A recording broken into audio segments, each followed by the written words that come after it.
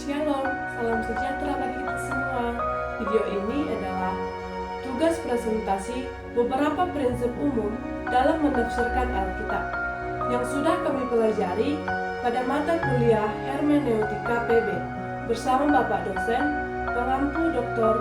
Pak Baginda Sitompul, MPDK. Untuk itu, saya Arta Triningsih Damanik dengan NIM 24010198, Prodi Pendidikan Agama Kristen, mahasiswa IAKN Tarutung, akan mempresentasikan prinsip hermeneutika PB tersebut. Nah, konteks ada dua, yaitu konteks dekat dan konteks jauh. Nah, konteks dekat itu adalah konteks dekat merupakan penafsiran yang dilakukan dari beberapa ayat sebelum dan sesudah. Adapun contoh Alkitab tertulis dalam kitab Matius 12 ayat 31 sampai 32 dengan isi, "Sebab itu akan berkata kepadamu, segala dosa dan hujat manusia akan diampuni, tetapi hujat terhadap Roh Kudus tidak akan diampuni. Apabila seseorang mengucap sesuatu menentang Anak Manusia, akan diampuni. Tetapi jika ia menentang Roh Kudus, ia tidak akan lagi diampuni. Di dunia ini tidak, dan di dunia yang akan datang pun tidak." Maksud dari ayat ini ialah bahwa ketika manusia dihujat manusia, itu adalah dosa yang bisa diampuni. Namun, jika manusia menghujat Roh Kudus, sama dengan orang Farisi yang menghujat Yesus karena mengatakan Yesus mengusir atau menyembuhkan orang buta dan bisu, menggunakan kuasa Beelzebul atau kuasa setan, itu ialah dosa yang tidak bisa diampuni, dan anak akan tetap jalan di tempat. Yang kedua yaitu konteks jauh, merupakan penafsiran yang dilakukan dari beberapa perikop dengan perikop, pasal dengan pasal, kitab dengan kitab, sehingga PB dan PM. Adapun contohnya tentang konteks jauh, bisa kita lihat Alkitab kita tertulis dalam kitab Yohanes pasal yang keempat. Perikopnya yaitu tentang percakapan dengan perempuan Samaria. Yesus berbicara dengan perempuan Samaria dan sumur Yakub. Di perikop selanjutnya, perempuan Samaria memberikan tentang Yesus kepada orang-orang di kota Samaria, dan mereka menyuruh Yesus agar tinggal bersama mereka. Ada juga konteks historis, yaitu dalam penafsiran Alkitab merujuk pada pemahaman tentang latar belakang sejarah, budaya, sosial, politik, dan kondisi kehidupan pada masa penulisan teks tersebut. Adapun contoh-contohnya tentang konteks historis bisa kita lihat di Alkitab kita tertulis dalam Matius 18 ayat 21 sampai 35, yaitu tentang perubahan karena utang. Yesus menceritakan sebuah perumpamaan tentang seorang budak dan berutang banyak dan kita dapat membayar, tetapi kemudian dibebaskan oleh tuannya. Yesus menceritakan sebuah perumpamaan tentang seorang budak yang berutang banyak kepada tuannya. Ketika budak itu tidak dapat membayar utangnya, tuannya memutuskan untuk menjualnya dengan keluarganya sebagai budak. Namun, budak itu memohon memampunkan tuannya memutuskan untuk membebaskan dari utangnya. Dan ada juga konteks budaya, yaitu dalam penafsiran Alkitab merujuk pada pemahaman terhadap kebiasaan, tradisi, nilai-nilai, norma sosial, dan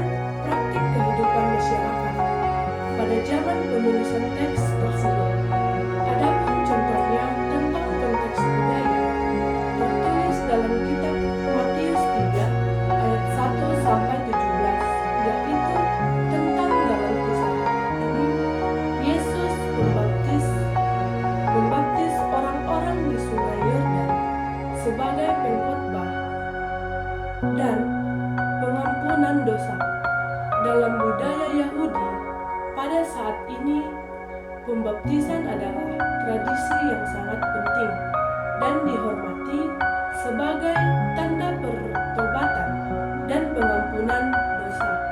Selanjutnya, prinsip umum hermeneutika Perjanjian Baru yang kedua, yaitu ayat Alkitab yang sering bertentangan dengan ayat yang lain. Ayat Alkitab yang bertentangan dengan ayat yang lain merujuk pada situasi di mana dua atau lebih ayat dalam Alkitab tampak memberikan pesan atau ajaran yang sering bertolak belakang atau berbeda. Adapun contohnya seperti di dalam kitab Matius 5 ayat 39 dan Lukas 22 ayat 36. Dalam kitab ini, Matius 5 ayat 39 mengatakan bahwa tetapi aku berkata kepadamu, janganlah kamu melawan orang yang jahat. Namun dalam Lukas 22 ayat 36 mengatakan, tetapi sekarang barang siapa tidak memberi pedang, hendaklah ia menjual jubahnya dan memberi pedang. Kesimpulan dari kedua ayat ini adalah bahwa kita harus menghadapi kekerasan dengan keseimbangan antara damai dan bijak. Kita harus menghadapi kekerasan dengan damai dan tidak melawan dengan kekerasan. Tetapi kita juga harus menghadapi kekerasan dengan bijak dan tidak hanya mengandalkan kekuatan fisik. Kedua ayat ini juga menekankan bahwa kita harus menghadapi kekerasan dengan iman. Kita harus percaya bahwa Allah akan melindungi kita dan memberikan kita kekuatan untuk menghadapi kekerasan. Ada juga contoh yang kedua, yaitu tertulis dalam kitab Matius 10 ayat 34 dan Matius 5 ayat 9. Dalam kitab ini, Matius 10 ayat 34 mengatakan bahwa janganlah kamu menyangka bahwa aku datang untuk membawa damai di atas bumi. Aku datang bukan untuk membawa damai, melainkan pedang. Namun, dalam Matius 5 ayat 9 mengatakan, berbahagialah orang-orang yang membawa damai, karena mereka akan disebut anak-anak Allah. Kesimpulan dari kedua ayat ini bahwa kita akan memiliki keseimbangan antara ayat ini. Kita harus memahami bahwa kedatangan Yesus Kristus bukanlah untuk membawa damai dunia, melainkan untuk membawa perubahan dan pemisahan. Namun, kita juga harus menjadi pembawa damai sejati, yaitu damai yang berasal dari Allah. Kedua ayat ini juga menekankan bahwa kita harus membawa damai dengan kekuatan Allah, bukan dengan kekuatan kita sendiri. Kita harus percaya bahwa Allah akan memberikan kita kekuatan untuk membawa damai sejati. Selanjutnya, prinsip umum hermeneutika Perjanjian Baru yang ketiga, yaitu membedakan deskriptif dan didaktif. Mana konteks deskriptif, yaitu konteks deskriptif dalam menafsirkan Alkitab merujuk pada pemahaman teks Alkitab dalam bertujuan untuk menggambarkan atau mendeskripsikan situasi, peristiwa, atau kondisi tertentu yang terjadi pada waktu itu. Adapun contoh ayat Alkitab yang menyangkut dalam konteks deskriptif tertulis dalam 1 Yohanes 9 ayat 1 sampai 38. Yesus menyembuhkan seorang yang buta sejak lahir. Hal ini Yesus memperlihatkan isyarat dalam peristiwa itu. Yesus adalah Mesias yang telah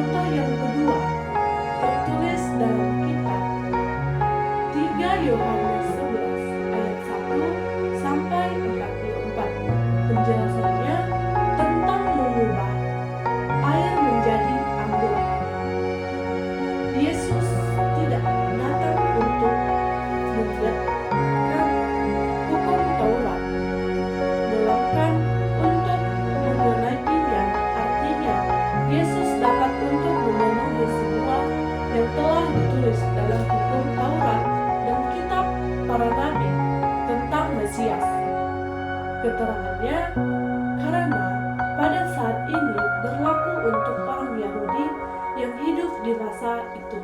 Yang kedua, yaitu ada konteks didaktif, yang dimana konteks didaktif yaitu dalam menafsirkan Alkitab merujuk pada konteks di mana teks atau ayat tertentu dimaksudkan untuk menggambarkan suatu pelajaran atau nilai normal, spiritual, atau teologis. Adapun contoh ayat Alkitab yang menyangkut pada konteks didaktif, ya di dalam Alkitab 1 Lukas 10 ayat 27. Kasihilah Tuhan Allahmu dengan segenap hatimu dan dengan segenap jiwamu dan dengan segenap kekuatanmu, dan kasihilah sesamamu manusia seperti dirimu sendiri. Yesus memberitakan kita untuk mengasihi Tuhan dengan segenap hati, jiwa, dan kekuatan kita. Ini berarti kita harus memberikan prioritas tertikus kepada Tuhan dalam hidup kita, dan Yesus memberitahukan kita untuk mengasihi sesama kita seperti diri kita sendiri. Ini terjadi kita harus memperlakukan orang lain dengan kasih sayang, hormat, dan kebaikan. Prinsip umum hermeneutika Perjanjian Baru yang keempat, yaitu Tuhan atau sendiri yang langsung berbicara atau berfirman. Dan itu pasti benar karena Tuhan Yesus sendiri yang berbicara. Contoh ayat Alkitab yang dimana Yesus sendiri yang berbicara tertulis dalam Yohanes 14 ayat 6. Akulah jalan dan kebenaran dan hidup, tidak ada seorang pun yang datang kepada Bapa kalau kita tidak melalui aku. Keterangannya, Yesus sendirilah yang langsung berfirman kepada semua orang bahwa hanya melalui Dia dan kita sampai kepada Bapa. Contoh yang kedua yaitu tertulis dalam kitab Wahyu 3 ayat 20.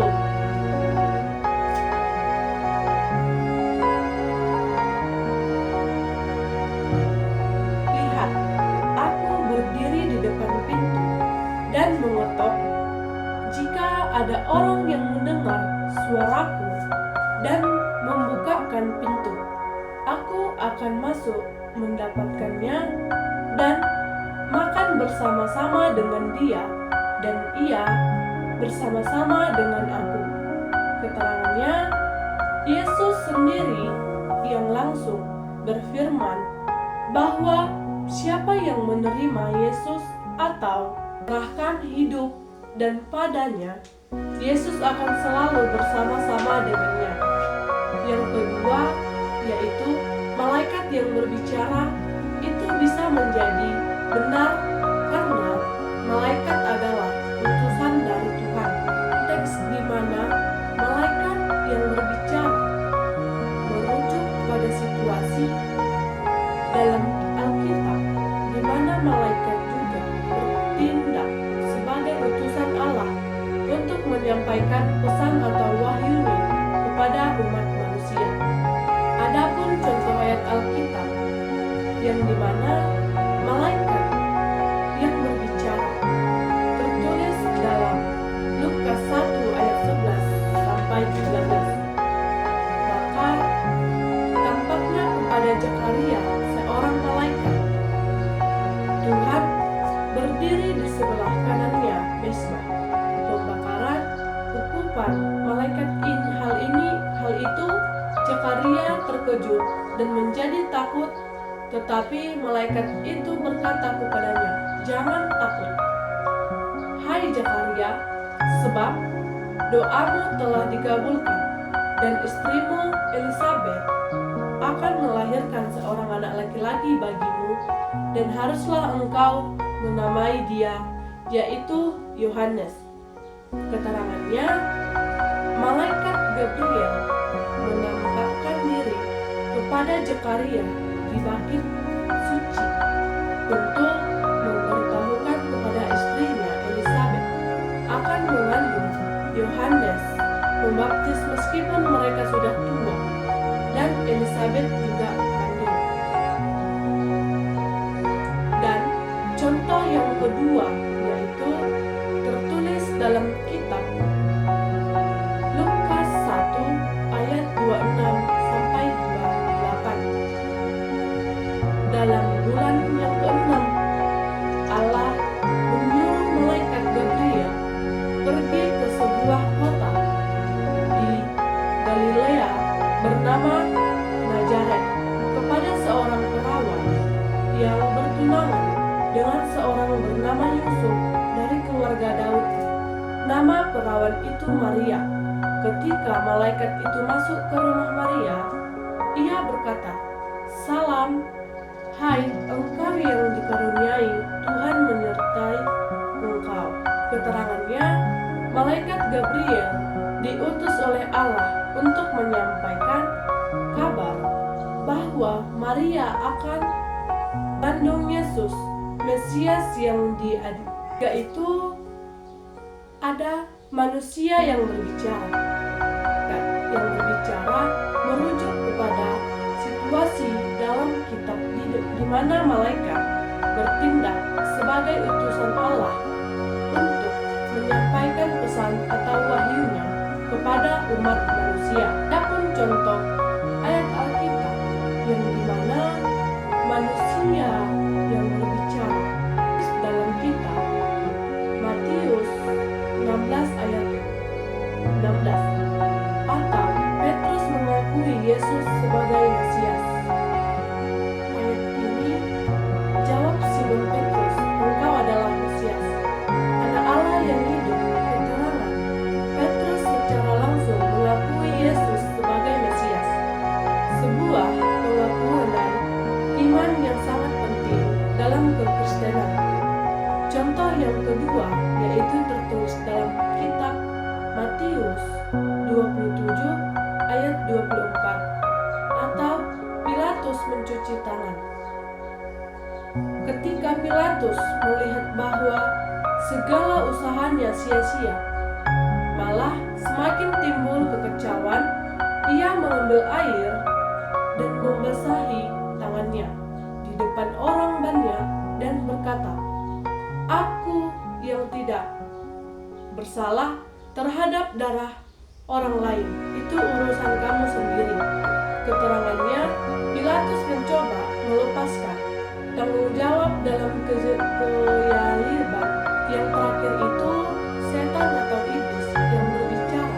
Konteks di mana setan atau iblis yang berbicara merujuk pada situasi dalam Alkitab di mana setan atau iblis berusaha untuk mempengaruhi, menggoda, atau menyesatkan umat manusia dengan perkataan atau ajaran yang bertentangan dengan kehendak Tuhan. Contoh ayat Alkitab setan atau iblis yang berbicara tertulis dalam kitab Matius 4 ayat 3. Iblis mencobai Yesus dengan kebutuhan fisik.